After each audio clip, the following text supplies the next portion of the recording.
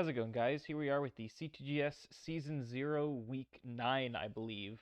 Um, I, we are currently 4 and 3, and my opponent is Barles Charkley, and he is 3 and 4, so it's a pretty even matchup score-wise.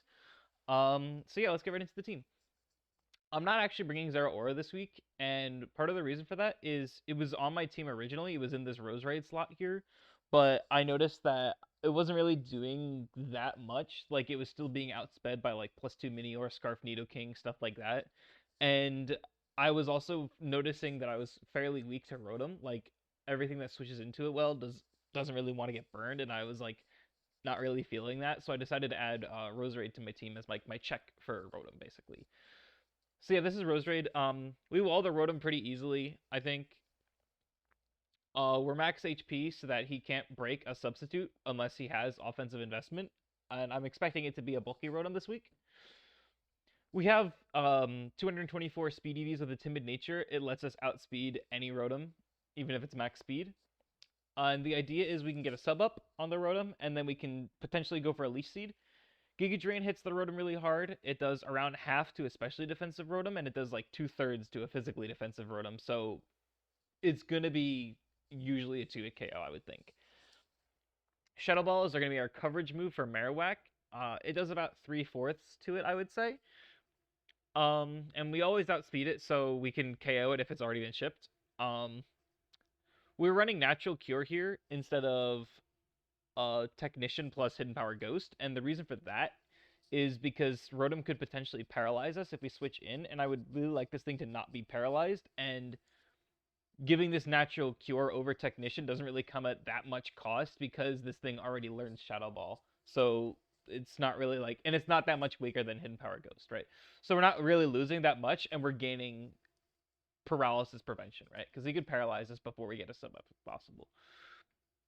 Scissor is kind of scary, but we're like against it. Like, it would be really cool to get a Leaf Seed up on that, I think.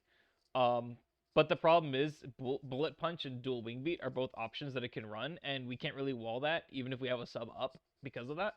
Because Bullet Punch can just break the sub, and then we won't have an opportunity to set up another one. I considered running Technician with Hidden Power Fire, but I feel like this is better because Marowak is super threatening to my team, arguably even more so than Scizor.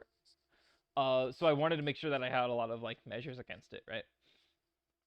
So that was my main reasoning for that. Next up is Kangaskhan. This is going to be our main Nidoking switch in. Yes, I said that right. Nidoking switch in. It's not that great, but I think it's the best that we can do. We're rocking an Assault Vest Nidoking here. We take 30 to 36% from a Life Orb Nidoking Sludge Wave. It's not that great, but it's decent, and if it comes in on like a lot of things, we can switch this into most attacks. Something to worry about though is if it has Superpower or even Focus Blast, those could be threatening. If a modest Life Orb Focus Blast is doing 51 to 60 to us, and if it's carrying Superpower, that does 62 to 73% if it's modest and carrying a Life Orb with no offensive investment. So if he's got enough luck and investment in like on the physical side, he can definitely KO with that. So this isn't like a perfect switch in at all, but I think it's the best that I can do with what I have. Fake Out is a good free chip move. The only really way that he can punish it is an Inner Focus Crobat, because that can't be flinched, or if something has like Rocky Helmet to get chip on me. Return's going to be our main stab move. We're not actually running Scrappy this week. I don't really think it's that necessary. His only ghost type is Marowak, which we already outspeed. And he doesn't have any Intimidators on his team. Usually this guy drafts Incineroar, but for some reason this season he didn't. But we're going to go with Inner Focus instead of Scrappy. Actually, I think Inner Focus is immune to Intimidate. Yeah, it is, so that's not even a concern at all. But yeah, his only ghost type is Marowak. I'm already faster than that, and we do a huge amount of damage to it with Earthquake. So I figured it didn't really matter that much, and I decided to go Inner Focus here, mainly as a defense mechanism for Jirachi, because as you all might know, Jirachi really likes to flinch things, and Inner Focus could potentially be like a tech to try to avoid that. Earthquake, like I said before, it hits Marowak. It also hits Nidoking really hard. It hits Jirachi decently hard, and hits Kabutops. Basically, almost everything that Return doesn't. We're doing 52 to 62% to Marowak, 54 to 64 to Kabutops, 60 to 71 to Nidoking, and we're doing 36 to 43 to max HP Jirachi, which isn't a lot to the Jirachi, but that's kind of expected because like Jirachi is a very bulky Pokemon. Sucker Punch, priority. It picks off weaker opponents. We have 68 attack EV because the offensive benchmark that I wanted to hit was Fake Out into Earthquake into Sucker Punch is always a KO on Nidoking. I really wanted to run a Whirlpool set with like especially defensive Whirlpool set, but I have to do Fake Out, Earthquake, Sucker Punch because if I have Whirlpool, then that means I'm getting attacked twice to kill it because it's Whirlpool, get attacked, Earthquake, get attacked, right? And I could do that, or I could Fake Out, Earthquake, get attacked, and then I could Sucker Punch and kill it before it gets a second turn on me. So this does give him the opportunity to switch out, which is a little annoying, but I think that this is overall more reliable as a counter if he decides to stay in for whatever reason, right? So that was my main plan with that. Next up, we have Iron Man, the Melmetal. This is going to be kind of our main Scizor switch-in. Kind of, not really. We resist, like, if it doesn't have superpower, this is like a really solid switch-in, I think. We resist everything except for superpower, and an adamant superpower is a roll to KO us. Everything else doesn't really touch us.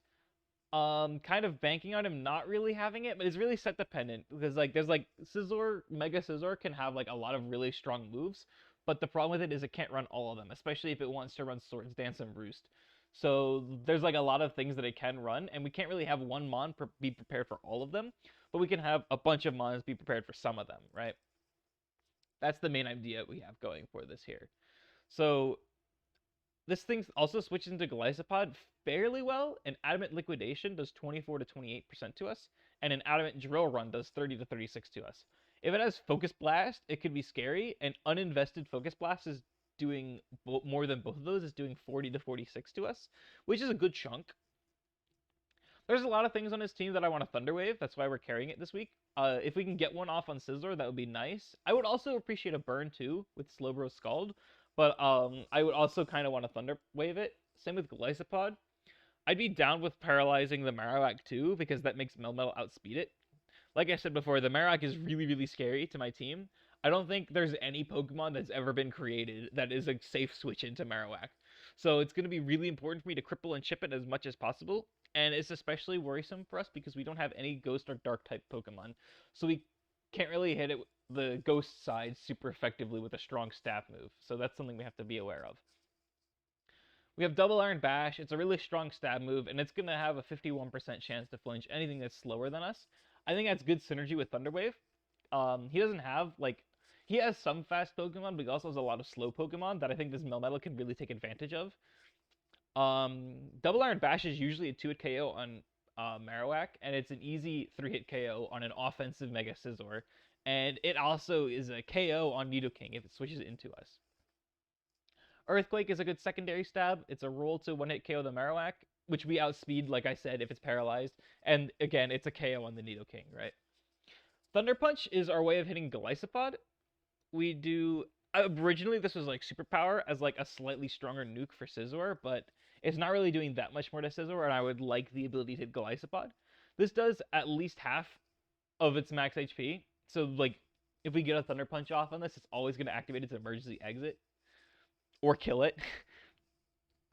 And our 132 speed EVs lets us outspeed any paralyzed Mega Scizor, even if it's Jolly max speed. If it doesn't have agility, if it's paralyzed, we outspeed it with this investment.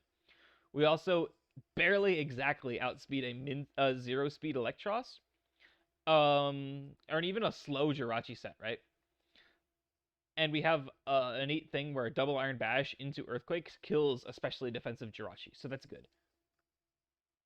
We have Rocky Helmet on here because I was thinking about, to me, it was between Rocky Helmet and Leftovers, I think. But because I think I'm usually going to be switching this into Scizor, which likes to carry knockoff sometimes, if I'm expecting my item to already get knocked off, then like Leftovers isn't going to be that much value. So I'd rather it be knocking off an item that's going to be doing damage to it as it gets knocked off, more or less. That's my reasoning. Also, if it ends up having like dual wing beat or something like that, if we switch into a dual wing beat or even a U-turn, then like it's going to be taking that residual chip. And even though it has Roost, that residual chip matters, right? Next we have Dawn Fan. This is like kind of okay-ish against Marowak.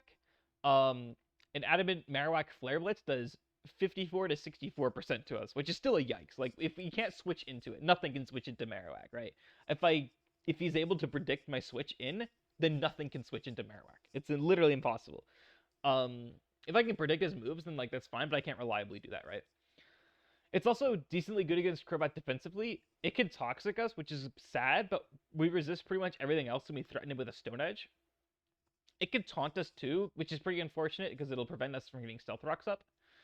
We have exactly enough attack investment on this to KO with Earthquake. To KO the Marowak, I think. Yeah, with Earthquake. And then the rest of this goes into bulk. Stone Edge does good damage to Golisopod, and it does over 70% to Meteor Form Minior. And then we have Ice Shard, which does the remaining 30% to the Minior, and it's also just a good priority option. It can ship the Nidoking, it can ship the Crobat, it can ship the Minior. It just hits a lot of things that it's weak to pretty hard. Like, just if they're low, we can finish them off, right? I think Stealth Rock is going to be pretty huge this week. I'm going to try to get them up as quickly as possible. It keeps things like Marowak and the Golisopod in check. Especially the Marowak, because that really needs to be holding the club, and it can't really afford to hold heavy-duty boots. Golisopod could be holding heavy-duty boots, but it's also limiting its damage output if it's doing that. It's mostly for the Marowak. That's like the scariest thing to me, I think. Next up is Slowbro. This is our main Minior switch-in. We could take pretty much any hit besides like a Hidden Power Grass pretty well. A +2 Adamant Stone Edge does 39 to 45, and a +2 uninvested Hidden Power Grass does 57 to 68% to us. We have 104 special attack EVs, which lets us always KO even the core form Meteor with Scald. I forgot the name of it. The core form Meteor. We can KO that with even that form with Scald with this EV investment if it's offensive. This thing can tank hits from physical Jirachi pretty well, and it's pretty good at tanking hits from Kabutops. We're weak to the Jirachi having like Toxic or Thunderbolt. As you guys know, this thing really likes to get poisoned by Toxic, so... And it's probably going to happen again this week, but it's just something to be aware of. Scald, of course, is a great move, one of the best moves in the game. It OHKOs all offensive Minior, even in the core form. It's a KO on Marowak. And our speed EV, 32 speed here, we outspeed any paralyzed Marowak. And we also outspeed an uninvested paralyzed Mega Scizor. Flamethrower is a good secondary coverage move. It hits Scizor pretty hard. Psychic isn't like super stellar. It only hits like Crobat and like maybe one other thing. I decided I would have more value if I had a way of hitting something else like Scizor maybe. If it's like no speed and paralyzed, I can snipe it with Scizor. If it's not specially defensive, then we definitely KO it. And even if it is specially defensive, we do KO it after some chip. Body Press is mostly here for Regigigas. I really don't expect it to come, but like it's obviously good to be prepared for it. Melmetal can also handle it decently well. We're not quite fast enough to outspeed slow start Regigigas. I think it's at 118 speed and we're at 104. I could give it enough EVs to outspeed that, but I kind of want to keep the defensive bulk here, and I really don't think the Regigigas is coming, so I don't think it's worth the investment. Regardless, we don't take that much from it anyway. So Body Press, I don't know if I mentioned, but Body Press does over half to a max HP Regigigas. It does 53% minimum to a max HP Regigigas. And a max attack slow start return to us is doing 14 to 16% to us. So I think this is pretty fine against Regigigas. Lastly, we have War Machine the Charizard. This is an alternative option for checking Scizor, or I guess countering it, depending on the set. We take most hits pretty well. I would rather not get the heavy duty boots knocked off. So this is good for like superpower variants, and this is good for like knockoff variants, right? If it also is Technician, it is Technician because it's a Mega Scizor, but a Technician Hidden Power Rock is actually really scary. Even if it's an Adamant Nature with no investment, it does 52 to 62% to us, a Hidden Power Rock, because of Technician. If it's a Lonely or Naughty Nature, that could be even scarier, even if it has investment, right? I'm not expecting it, but it is something to be aware of. This is kind of a theme this week, because I can't really prep for everything. There's a lot of scary mons on this team. We're fully physically defensive to make us take as little damage as possible. An Adamant Marowak Flare Blitz does 36 to 42% to us, which is still a lot of damage, and we take like way more from Poltergeist, but again, can't really do much better than that. Flamethrower is always a KO on Scizor unless it's extremely specially bulky. And Scorching Sands hits Marowak and it's always a 2-hit KO. So even if it's taken Stealth Rocks twice, then we can KO it easily with Scorching Sands. Roost obviously keeps us healthy, and then Defog is an option to remove hazards if he decides to send them our way. It's a bit of a game whether we actually go for the Defog, though, because we really want to have our own rocks up for the Marowak. But yeah, that's pretty much the team. Tomorrow at noon is the battle's going to go up. And yeah, wish me good luck. See you guys tomorrow.